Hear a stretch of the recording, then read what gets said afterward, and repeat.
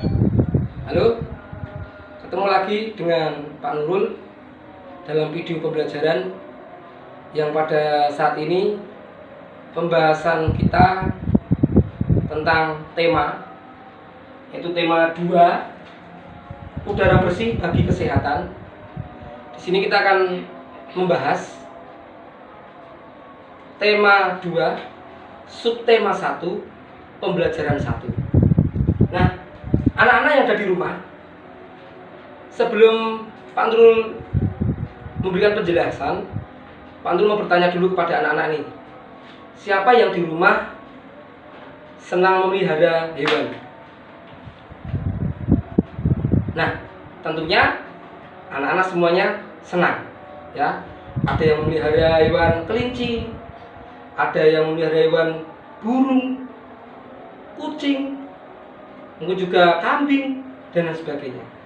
Nah, pada kesempatan kali ini Pak Nur akan bercerita tentang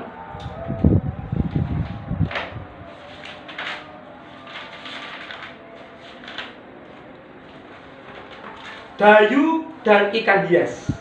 Ya, kita simak ya anak-anak.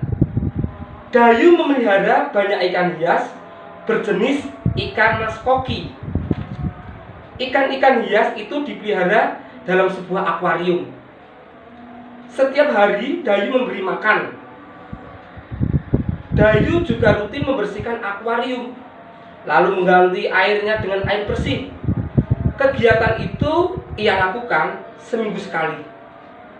Dayu senang melihat ikan-ikan di dalam akuarium berenang ke sana kemari.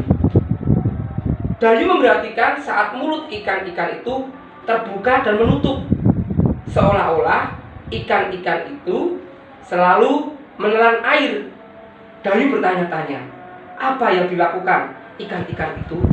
Nah, anak-anak yang ada di rumah, tadi kita sudah mendengar cerita tentang Dayu dan ikan hias.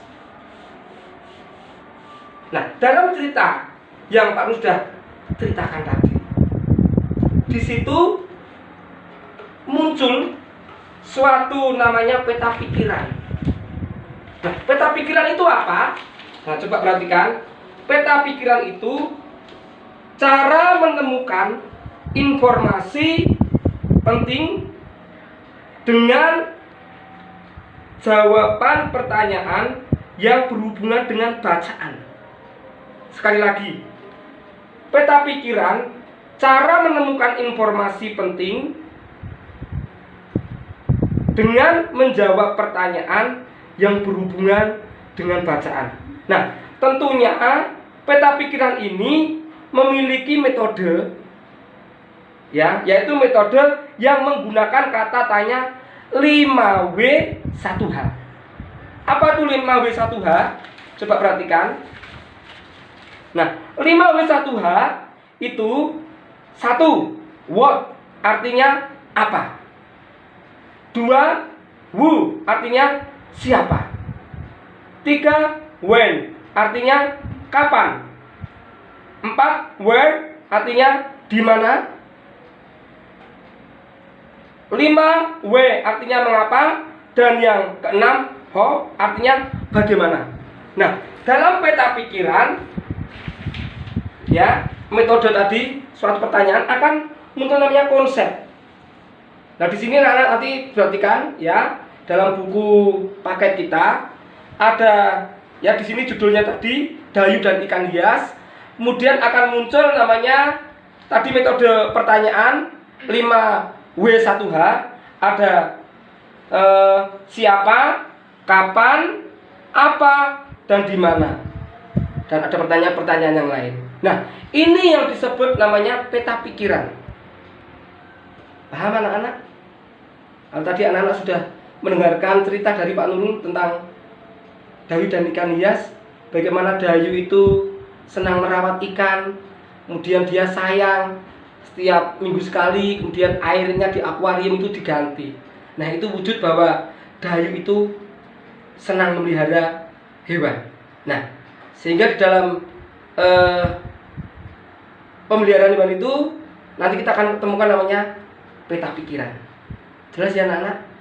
Oke. Nah, anak-anak, tadi sebelum Pak Nurul masuk dalam pembelajaran, Pak Nurul kan sudah bertanya kepada anak-anak ya, siapa yang senang memelihara hewan?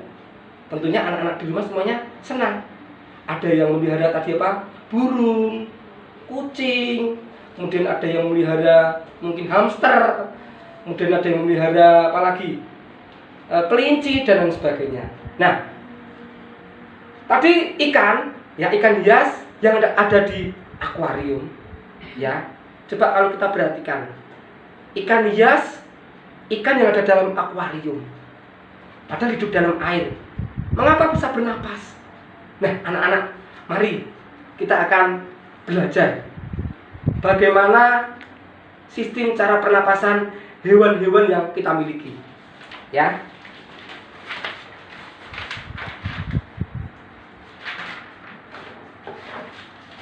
Nah, anak-anak yang ada di rumah, pernapasan pada hewan itu ternyata bermacam-macam. Hewan satu sama yang lain itu tidak sama.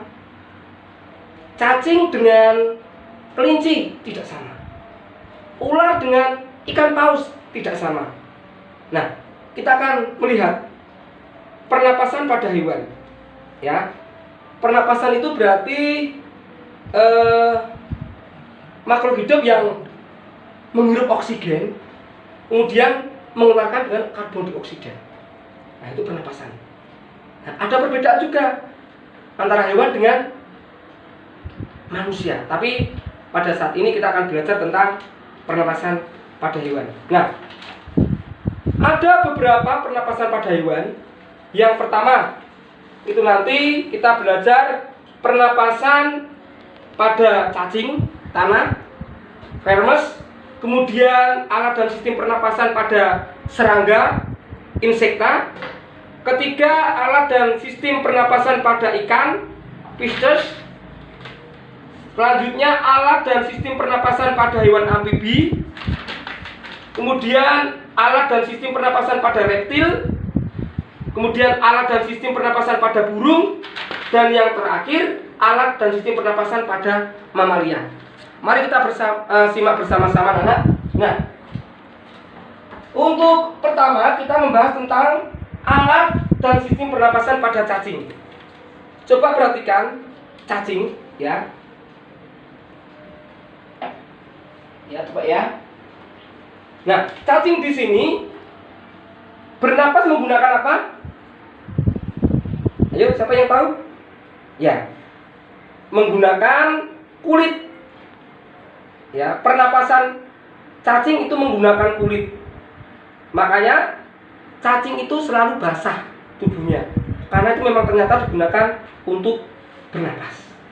Nah, cacing menyerap oksigen, tentunya sama mengeluarkan karbon dioksida. Itu yang pertama. Kemudian yang kedua, sistem pernapasan pada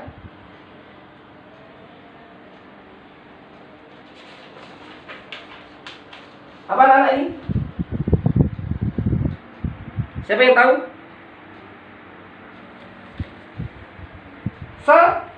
Serangga. Nah, serangga, ya.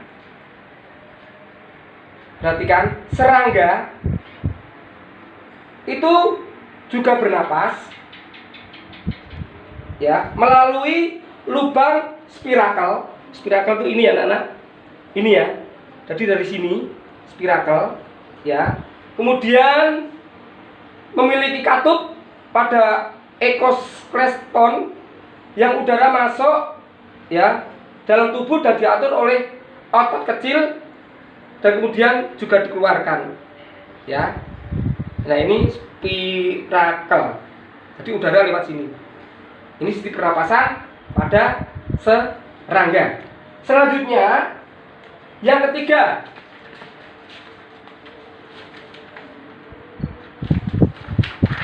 sistem pernapasan pada ikan. Ya, coba perhatikan. Sebentar ya. Nah, ikan itu bernapas dengan insang. di sini ada anatomi insang, kemudian yang di dekat mata itu ada namanya lengkung insang, ya. Di mulutnya itu, di dalamnya itu ada namanya aliran air, kemudian di bawahnya mulut itu ada namanya operculum. Nah, ini ikan bernapas dengan insang, ya. Jadi kita mengenal macam-macam pernapasan pada hewan.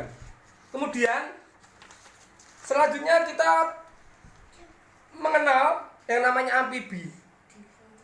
Amfibi itu apa? Amfibi itu hewan yang hidup di dua alam, ya, baik di darat maupun di air. Nah, pernapasan katak ada 3, ya. Katak kecil atau berudu atau kita mengenal namanya kecebong itu menggunakan pernapasan insang, ya. Kemudian setelah dewasa menggunakan paru-paru. Nah, kenapa katak kok selalu juga tubuhnya selalu basah? Karena katak juga bisa bernapas lewat kulit. Nah, ini sistem pernapasan pada hewan amfibi. Nah, untuk selanjutnya, ya, reptil. Nah, reptil ini juga bernapas memakai paru-paru. Ini sistem pernapasan pada hewan reptil, ya anak-anak ya.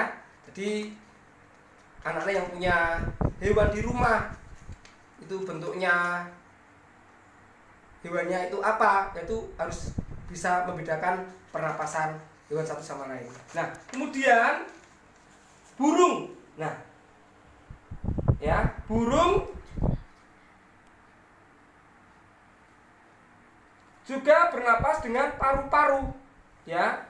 Di sini ada pengaturannya, ada namanya kantong udara anterior, kemudian trakea, ada kantong udara posterior, ya. Di sini paru-paru, ya.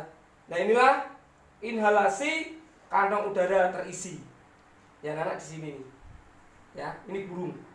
Ya, burung juga bernapas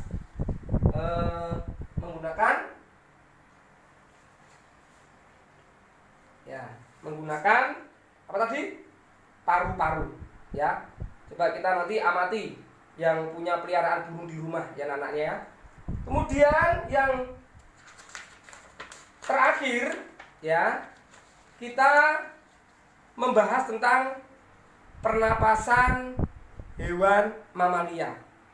Ya, hewan mamalia ada yang hidup di darat maupun di air. Nah, tentunya hewan mamalia ini bernapas juga menggunakan paru-paru. Siapa yang tahu contoh hewan mamalia?